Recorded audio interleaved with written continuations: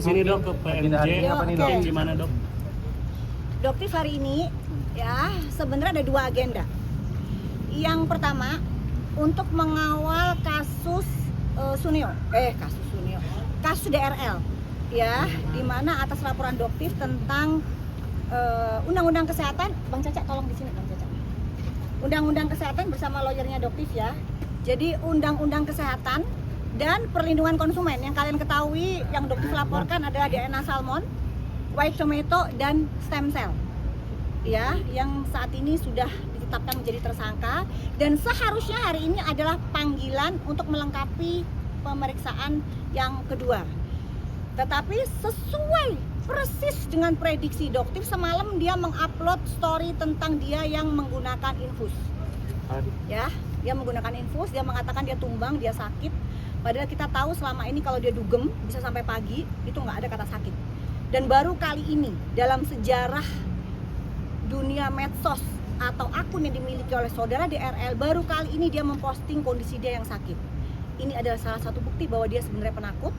Yang kedua, dia itu kan menjual stem cell. Stem cell itu kan bisa menjaga stamina kita. Itu adalah salah satu bukti bahwa stem cell yang dia jual di klinik dia adalah palsu. Ya, mini stem cell yang dia jual adalah dia palsu. Buktinya apa? Dia sendiri penyakitan. Ya. Tapi Doktif katakan ya, Doktif ingatkan ini kepada saudara DRL. Kamu ingat perlakuan kamu terhadap Kartika Putri pada saat beliau terkena sakit, apa yang kamu katakan? Pada saat itu kamu katakan Kartika Putri terkena azab. Ya, saat ini Doktif kembalikan ke kamu. Kamu bukan sakit, itu adalah azab dari penjual tomat busuk, DNA lele, dan stem cell palsu. Ya, jadi ini pelajaran buat kamu DRL.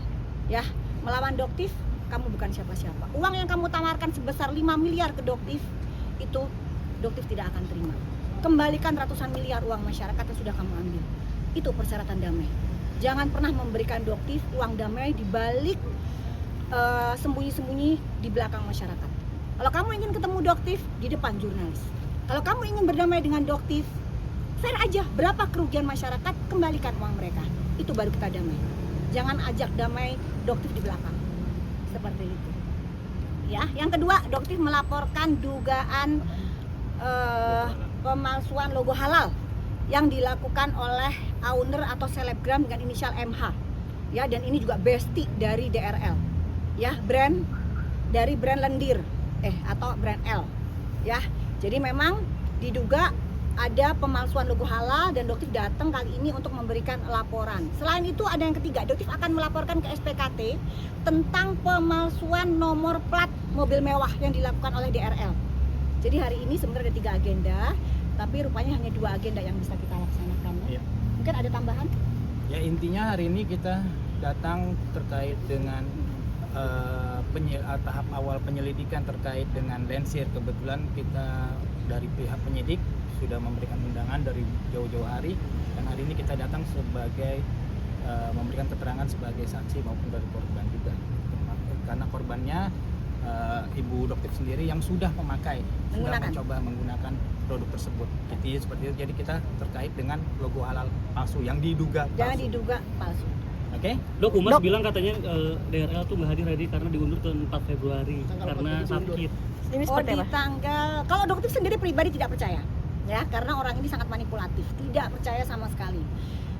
Jadi tetap, tapi bagaimanapun juga kan, ya kita tetap praduga tidak bersalah ya sebagai pihak penyidik ya, bukan kita. Tapi kalau Doktif pribadi tidak percaya, ini orang sangat manipulatif. Jadi ya silahkan. Dan ini adalah dugaannya Doktif, ini strategi dari DRL. Untuk apa? Untuk menunggu Prapit. Doktif ingatkan ya DRL ya, yang kamu lawan kali ini bukan macan tapi serigala.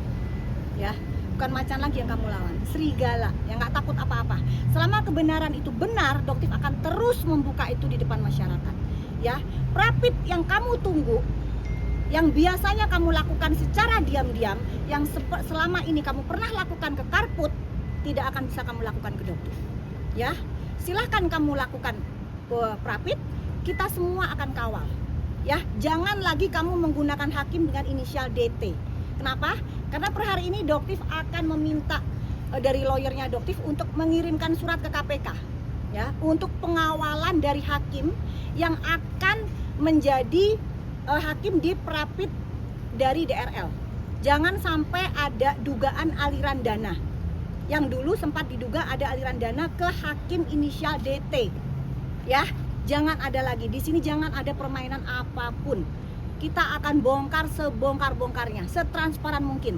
Ya, jangan sampai ada sesuatu di belakang ini. Untuk Pengadilan Jakarta Selatan, kita mohon jangan pernah ada transaksional apapun, karena KPK pun akan dokter minta untuk turun tangan. Seperti itu. Dok, artinya dugaannya akan DRL ini bilang sakit karena ingin mundur biar nggak ditahan. Betul. Jadi ini dugaannya strategi dia untuk mengundurkan ke Perapit. Orang ini sangat manipulatif, ya. Jadi semua ini sudah bisa dokter prediksi. Semalam dokter sudah bilang kemungkinan dia tidak akan datang. Kenapa? Karena dia akan bilang dirinya sakit.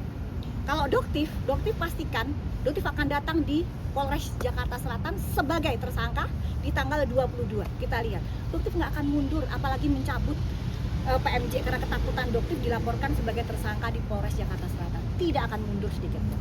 Ya. Tadi sempat disinggung soal manipulatif, Dok. Kemarin juga dokter sempat bilang kalau mualafnya Richard itu hanya pura-pura, Dok. Emang ada bukti yang Kalau bukti itu? dokter punya, tapi tidak mungkin dokter sebutkan di sini. Tapi yang jelas dokter punya. Jadi semua yang dokter katakan itu by data, by fakta dari awal, ya. Dan mungkin itu yang menjadi ketakutan para mafia perskincarean Indonesia. Karena mereka mau menyerang dokter pun tidak akan bisa, karena semua dokter itu punya by data, by fakta. Seperti itu, semuanya ada. Dok, Ya. tadi kan dokter sempat mengatakan ada pernah disuap oleh DRL sebesar 5M kalau tidak salah Ya. kan barusan. Mungkin kejadiannya kapan sih, Dok, dan akhirnya Enggak, kenapa sih? pokoknya intinya ada, ya, ada hal-hal seperti itu. Untuk kapannya tidak perlu dokter jelaskan secara detail di sini. Yang jelas kalian perlu tahu saja usaha itu ada dan sering dilakukan. Ya, sering dilakukan, sering diupayakan, tetapi selalu gagal. Ya, dari awal melalui Dokter Oki selalu beliau ingin bertemu sampai menawarkan bahwa beliau siap untuk digeledah, diperiksa. Tapi dokter bilang, maaf, bukan caranya dokter untuk bertemu secara sembunyi-sembunyi seperti itu dan memberikan dana di belakang itu. Enggak, tujuan dokter satu, jangan ada lagi oknum dengan profesi dokter mengambil uang masyarakat awam, ya, seenak mereka tanpa merasa hukum itu tidak akan terkena kebal hukum. Nggak ada, meskipun kamu itu dokter gitu loh. Udah, sekarang yuk kita berjalan di tracknya. Dokter seperti apa? Apakah dokter boleh flexing seperti itu? Ya, nggak boleh. Sudahlah, menjadi dokter itu kalaupun berjualan ya boleh berjualan, tapi bukan dengan cita-cita akan menjadi dokter terkaya se-Indonesia. Itu menyakiti kita sebagai dokter. Ya, oke, gitu aja cukup ya, kita masuk dulu. Makasih. Siap, makasih, Dok.